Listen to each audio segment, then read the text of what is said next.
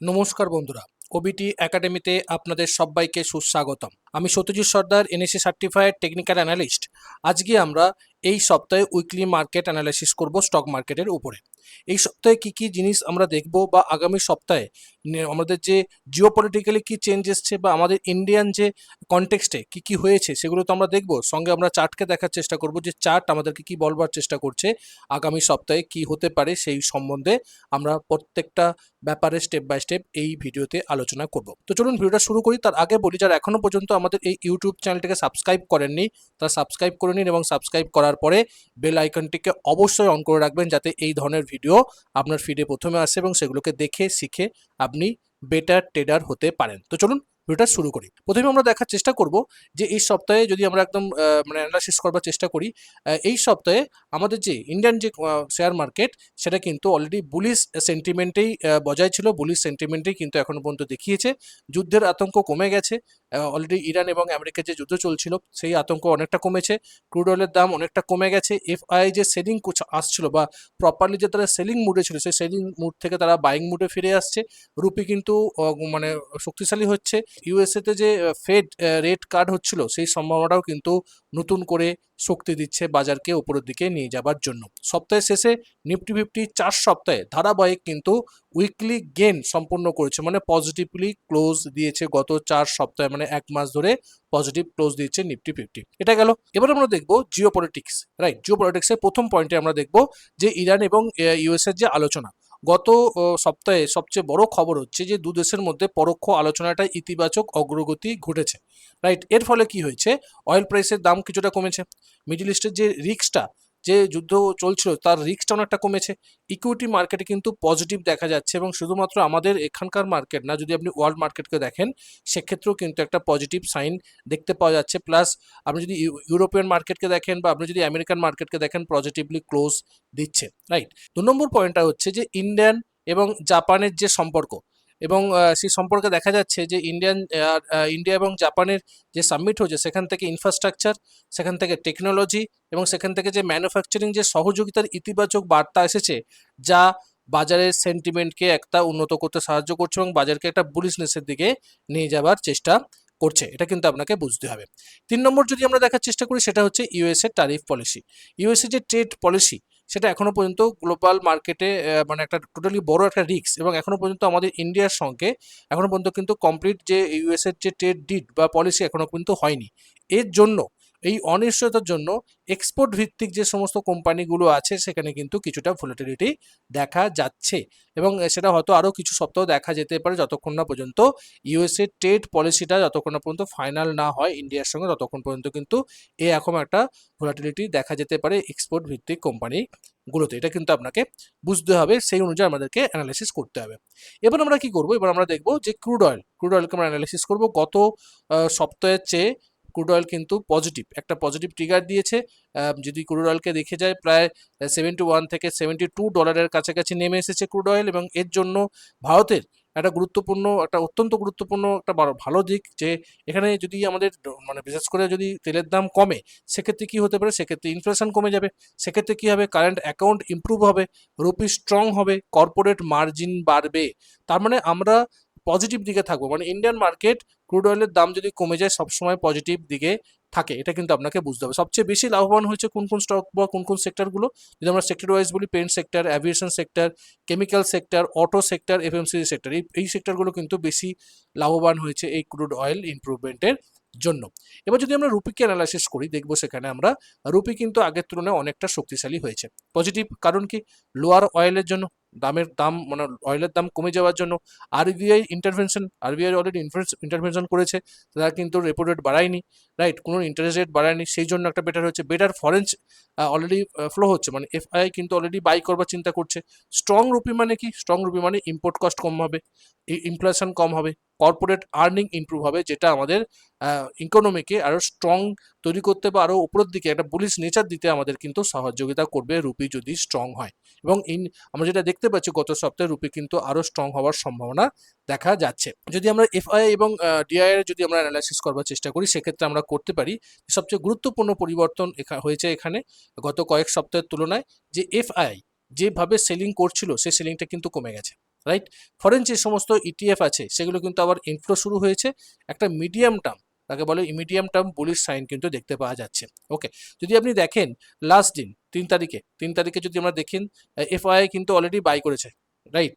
সেই তুলনায় ডিআই কিন্তু অলরেডি সেল করেছে, ডিআই এখন সেল করছে, প্রফিট বুক করছে, আর এফআইআই সেই তুলনায় বাই করছে। যদি আমি টোটালি দেখেন যেভাবে সেলিং হচ্ছিল সেই মতন কিন্তু সেলিং আর হচ্ছে না, ফরেন ইনভেস্টাররা কিন্তু কম সেল করছে, মানে সেলিং করাটা কমিয়ে দিয়েছে, রাইট। যদি আপনি মাসে দেখেন, এই মাস অলরেডি শুরু হয়েছে, তো এখনো জাস্ট কম, একদম কম, কিন্তু অলরেডি ওভারঅল যদি দেখা যায় এফআইআই কিন্তু কম পরিমাণ সেল করছে, মানে সেলিং মুড থেকে তারা বাইং মুডে ফিরে যাচ্ছে। এটা কিন্তু আমাদের ইন্ডিয়ান মার্কেটের জন্য যথেষ্ট গুরুত্বপূর্ণ, এবং যদি এফআইআই যদি সেই জায়গা থেকে টোটালি সেলিং মুড থেকে বাইং মুডে ফিরে আসে, তাহলে কিন্তু স্ট্রং মুভ আমরা দেখতে পাবো, এবং যখনই একদম স্ট্রংলি বাই করবে এফআইআই এবং ডিআই প্রত্যেকে মিলে, তখনই কিন্তু স্ট্রং একটা মোমেন্টাম আমরা আমাদের ইন্ডিয়ান মার্কেটে দেখতে পাবো। এটা কিন্তু আপনাকে বুঝতে হবে।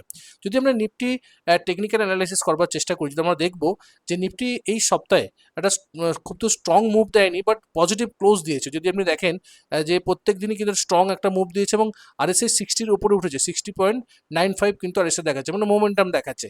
বাট এই যে 25,000-এর কাছাকাছি এই যে লেভেলটা আছে, 24,500 কাছাকাছি এই যে লেভেলটা, এই লেভেলটা যতক্ষণ না পর্যন্ত এই লেভেলটাকে না ক্রস করছে, ততক্ষণ পর্যন্ত কিন্তু স্ট্রং মোমেন্টাম এই লেভেল পর্যন্ত আমরা পাবো না। তো এই 24,500 থেকে 24,800 এই লেভেলটা কিন্তু খুব ইম্পর্টেন্ট। এই লেভেলটা এই কয়েক সপ্তাহ একটা কিন্তু মোমেন্টাম, বা এই কয়েক সপ্তাহ কিন্তু এই লেভেলটাই কিন্তু গুরুত্বপূর্ণ রোল প্লে করবে মার্কেট কোন দিকে যাবে, উপর দিকে যাবে না নিচের দিকে যাবে। কেন বলছি, কারণ হচ্ছে যদি টেকনিক্যাল ভাষা দেখেন, এটা কিন্তু গ্যাপ আপ ওপেন হয়েছিল, তারপরে নিচের দিকে ক্লোজ দিয়েছে, তার মানে এখানে কিন্তু সেলিং প্রেশার আছে, রাইট। যেহেতু রেজিস্ট্যান্স লেভেল, টেকনিক্যাল অ্যানালাইসিসের ভাষা সেলিং প্রেশার আছে, মানে প্রাইস কিন্তু এর মধ্যে কিছুটা সাইডওয়েজ থাকতে পারে। তো এই যে লেভেলটা, এই লেভেলটা কিন্তু খুব ইম্পর্টেন্ট লেভেল হতে চলেছে। যখনই এই লেভেলটাকে ক্রস করে উপরের দিকে উঠবে, স্ট্রং একটা মোমেন্টাম উপরে পাবো, আর যদি এই লেভেলের নিচে যতক্ষণ থাকবে, ততক্ষণ পর্যন্ত কিন্তু মার্কেট আন্ডার প্রেশারই থাকবে, মানে প্রপার বুলিশ সাইন থাকবে না, বাট বুলিশের দিকে আছে, যেহেতু এই রেজিস্ট্যান্স লেভেলের কাছে প্রাইস ট্রেড করছে। আর যদি এই লেভেলকে, এই যে সাপোর্ট লেভেলটা, যে সাপোর্ট লেভেলকে প্রাইস একবার দুবার সাপোর্ট নিয়ে উপরের দিকে উঠছে, এই সাপোর্টটা যদি ব্রেক করে যায় প্রায় 23,800-র কাছাকাছি, যদি সাপোর্টটা ব্রেক করে যায়, তার ফার্দার কিন্তু আমরা এই সাপোর্ট লেভেলও দেখতে পারি। বাট এই মুহূর্তে সাপোর্ট ব্রেক করে নিচে যাওয়ার সম্ভাবনা অনেকটা কম, যেহেতু মার্কেটে একটা বুলিশ নেচার দেখাচ্ছে। এফআইআই অলরেডি তারা বাইং মুডে ফিরে আসে, যদি বাইং মুডে টোটালি ফিরে আসে, সেক্ষেত্রে কিন্তু হয়তো এখানে কয়েকদিন ওয়েট করার পরবর্তী ক্ষেত্রে এই লেভেলটা ব্রেক হয়ে উপরের দিকে যাওয়ার সম্ভাবনা আছে, এবং একটা মোমেন্টাম উপরের দিকে যাওয়ার সম্ভাবনা আছে। যখনই এটা ব্রেক হবে, যখনই এই লেভেলটা ব্রেক হবে, স্ট্রং কিন্তু মোমেন্টাম আমরা এই লেভেল পর্যন্ত দেখতে পারি, কারণ এটা একটা স্ট্রং রেজিস্ট্যান্স লেভেল, প্রায় এই যে একদম 88 পর্যন্ত কিন্তু আমরা দেখতে পারি, উপরের দিকে যেতে পারে, পসিবিলিটিস কিন্তু সেটা আছে। সেটা কিন্তু আমরা এই টেকনিক্যাল অ্যানালাইসিসের মাধ্যমে, বিশেষ করে নিফটি ফিফটির মাধ্যমে আমরা এটা আলোচনা করলাম। ওকে, এবার যদি আমরা ব্যাংক নিফটিকে দেখি, দেখুন ব্যাংক নিফটি কিন্তু এখনো পর্যন্ত পজিটিভ সাইনই দেখাচ্ছে, প্রপার যে নেগেটিভ সাইন সেটা কিন্তু দেখাচ্ছে না। কি কি ফ্যাক্টর কাজ করছে এখানে, কিন্তু আরবিআই রেট কাটের জন্য অলরেডি, এক্সপেকটেশনের জন্য অলরেডি ভালো রকম দেখাচ্ছে, falling bond yield already, crude oil already দাম কমে গেছে, তার জন্য বেটার লিকুইডিটির জন্য মার্কেট যদি দেখেন সেই রেজিস্ট্যান্সের উপরেই কিন্তু প্রাইস ট্রেড করছে, এটা রেজিস্ট্যান্স লেভেল, এর লেভেলের কাছাকাছি কিন্তু প্রাইস ট্রেড করছে, উঠছে নামছে উঠছে নামছে। এবং প্রপারলি যদি আপনি আরএসআইকে দেখেন, আরএসআই কিন্তু এখনো পর্যন্ত 60-এর উপরে দাঁড়িয়ে আছে, মানে মোমেন্টাম এখনো পর্যন্ত শো করছে। তো সেই জন্য ব্যাংক নিফটি কিন্তু পজিটিভ বায়াসের দিকেই আছে, সেটা কিন্তু আমরা দেখতে পাচ্ছি। ওকে, এবার যদি আমরা উইকলি মার্কেট যদি সামারিটা করি, দেখার চেষ্টা করি, নিফটি ফিফটি দেখুন 24,270 টাকা, মানে 85 পয়সাতে অলরেডি ক্লোজ দিয়েছে, 0.5%, সরি 0.9% অলরেডি পজিটিভ সাইন দিয়েছে। সেন্সেক্স দেখুন 0.9% পজিটিভ উপরের দিকে উঠেছে close. Bank Nifty already positive bias, যেটা একটু আগে দেখলাম আমরা। মিড ক্যাপ 0.6% বেড়েছে, স্মল ক্যাপ হচ্ছে 2.1% বেড়েছে, পজিটিভ একটা ক্লোজ দিয়েছে। তো প্রত্যেকটা সেক্টরে কিন্তু একটা পজিটিভ ক্লোজ দিয়েছে। যদি আমরা সেক্টরের দিকে দেখতে যাই, মানে প্রপার সেক্টরের দিকে দেখতে যাই, প্রায় 11টা সেক্টরের বেশি সেক্টর কিন্তু পজিটিভ ক্লোজ দিয়েছে। সবচেয়ে ভালো পারফর্ম করেছে Pharma sector, IT sector, reality sector, banking sector, right. দুর্বল কি ছিল, ইলেকট্রিক্যাল ইকুইপমেন্ট, কিছু অটো স্টক, আর কিছু ইভি রিলেটেড স্টক, এগুলো কিছু দুর্বল ছিল। বাট ম্যাক্সিমাম যে সমস্ত সেক্টর, সমস্তটাই কিন্তু গ্রিন, মানে পজিটিভ সাইন দিচ্ছে, এবং প্রাইস উপর দিকে উঠবার চেষ্টা করছে। এটা কিন্তু গুড সাইন, যে সেক্টর আপনাকে পারফরমেন্স দেখাচ্ছে যে সবগুলোই বুলিশ, তার মানে মার্কেট স্ট্রংলি উপরের দিকে উঠতে পারে এবং ব্রেকআউট হতে পারে। মেন মার্কেট যখনই ব্রেকআউট হবে, মানে নিফটি ফিফটি যখনই অল টাইম হাইকে ব্রেক করবে, বা 24,500 থেকে 24,800 লেভেলটাকে ক্রস করে উপরের দিকে উঠবে, তখনই কিন্তু একটা স্ট্রং মোমেন্টাম আমরা উপরের দিকে দেখতে পারি যদি এফআইআই অলরেডি সেটা সেলিং মোড থেকে বাইং মোডে ফিরে আসে। এটা কিন্তু আপনাকে বুঝতে হবে। ওকে, এবার দেখুন সুইং ট্রেডারদের জন্য কি অ্যাপ্রোচ হওয়া উচিত এবং আমাদের লং টার্ম ইনভেস্টরদের কি অ্যাপ্রোচ হওয়া উচিত সেটাও কিন্তু আমরা দেখার চেষ্টা করি প্রত্যেক সপ্তাহের মতো। এই সপ্তাহে আমরা দেখব যেহেতু স্ট্রং সেক্টরগুলো আছে, পজিটিভ ক্লোজ দিয়েছে, সো সেই স্ট্রং সেক্টরগুলোতে আমরা কিন্তু বাইং এন্ট্রি করতে পারি। আমরা তো যেহেতু মানে সেক্টরে এন্ট্রি করবো না, সেক্টরের ভেতরে যে স্টকগুলো আছে বেটার স্টক, সেগুলো কিন্তু যদি আমাদের কোনো পজিটিভ সাইন পাওয়া যায় বা কোনো স্ট্র্যাটেজিতে আমাদের আসে, সেক্ষেত্রে আমরা বাই এন্ট্রি গেলেও করা যেতে পারে। ব্রেকআউটের পরে যদি এন্ট্রি আসে কোনো স্টকে বা স্ট্রং স্টকগুলোর ক্ষেত্রে, সেগুলোকেও কিন্তু আমরা এন্ট্রি করতে পারি ব্রেকআউট ট্রেডিংয়ের ক্ষেত্রে। বা পুল ব্যাকের জন্য আমরা কি করতে পারি, নতুন এন্ট্রিও করতে পারি বা পজিশন অ্যাডও করতে পারি পুল ব্যাকেতে, রাইট। উইক স্টকগুলোকে আমরা মানে উইক সেক্টরগুলোকে আমরা এড়িয়ে চলবো বা উইক স্টকগুলোকে আমরা এড়িয়ে চলবো এবং স্টপ লস অবশ্যই মেনটেন করতে হবে, কারণ মার্কেট অলরেডি ভোলাটাইল এবং মার্কেট যখন ভোলাটাইল থাকে তখন স্টপ লস আপনার হিট হতেও পারে, তো স্টপ লস হিট হয়ে নিচের দিকে নেমে যেতেও পারে। সেক্ষেত্রে অবশ্যই স্টপ লসকে মেনটেন করেই ট্রেড করবেন, স্টপ লস ছাড়া ট্রেড করা যাবে না। এবার যদি আমরা লং টার্ম ভিউতে দেখার চেষ্টা করি, তাহলে আমরা বলবো যে লং টার্ম ভিউতে কিন্তু সবচেয়ে বড় পজিটিভ বিষয় হচ্ছে যে অয়েলের দাম কমছে, এফআইআই ফিরে আসছে, আর্নিং গ্রোথ ইমপ্রুভ হচ্ছে এবং ম্যাক্রো স্টেবিলিটি আসছে। যেভাবে সারা বিশ্বে একটা বিশৃঙ্খল পরিস্থিতি তৈরি হয়েছিল যুদ্ধের জন্য, সেটা কিন্তু আস্তে আস্তে স্টেবিলিটির দিকে যাচ্ছে। তো এগুলো লং টার্ম ইনভেস্টরদের জন্য বা লং টার্ম ইন্ডিয়ান ইকুইটির জন্য একটা ইতিবাচক দিক। তবে ভ্যালুয়েশনের দিক থেকে অনেক কিন্তু লার্জ ক্যাপ বা মানে কোয়ালিটি মিড ক্যাপ গুরুত্বপূর্ণ বিষয় হিসেবে কিন্তু বিবেচনা করতে হবে, ভ্যালুয়েশনগুলোকে দেখতে হবে।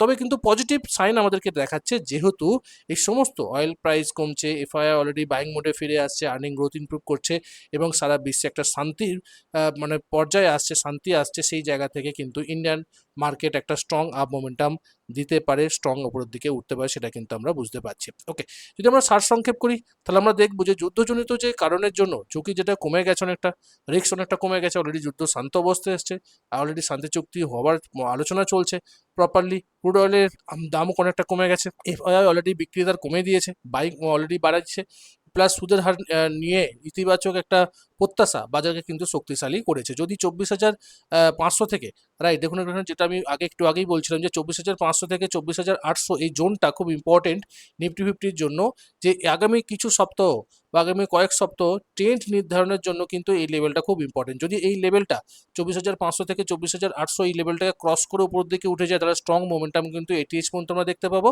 আর যদি এই লেভেলের নিচে ট্রেড করে তো মার্কেট সাইডওয়েজ থাকতে পারে কয়েক সপ্তাহ, তারপরে প্রাইস কিন্তু এই রেঞ্জটাকে যতক্ষণ না ব্রেক না করছে ততক্ষণ পর্যন্ত কিন্তু আমরা স্ট্রং মোমেন্টাম উপর দিকে দেখতে পাবো না। তো আগে এই রেঞ্জটা ব্রেক করুক, সেই জন্য এই রেঞ্জটা কয়েক সপ্তাহ কিন্তু ট্রেন্ড নির্ধারণের জন্য একটা গুরুত্বপূর্ণ ভূমিকা পালন করবে। আশা করি এই ভিডিওটা আপনার অনেকটা নলেজকে এনরিচ করতে সাহায্য করেছে, অনেকটা আপনি এখান থেকে বুঝতে পেরেছেন মার্কেট সম্বন্ধে, মার্কেটের সেন্স সম্বন্ধে, মার্কেটের ব্রেথ সম্বন্ধে, যে মার্কেট আমাদেরকে কি বলবার চেষ্টা করছে, ওভারঅল কোন মার্কেটে কি ধরনের অ্যাপ্রোচ হওয়া উচিত সেইটাও কিন্তু অবশ্যই দেখা উচিত। সেই জন্যই এই সপ্তাহে প্রত্যেক সপ্তাহে আমরা একটা করে ভিডিও করি উইকলি মার্কেট অ্যানালিসিসের মাধ্যমে, যাতে আপনারা এই মার্কেট সম্বন্ধে আপনারা ওয়াকিবহাল থাকেন এবং মার্কেটকে বুঝে দেখে ট্রেড করতে পারেন। দেখা হচ্ছে পরের একটা ভিডিওতে, ততক্ষণ সুস্থ থাকুন, ভালো থাকুন, নিজের রিস্কে বজায় রেখে ট্রেড করুন, নিজের ক্যাপিটালকে রক্ষা করুন। Bye bye.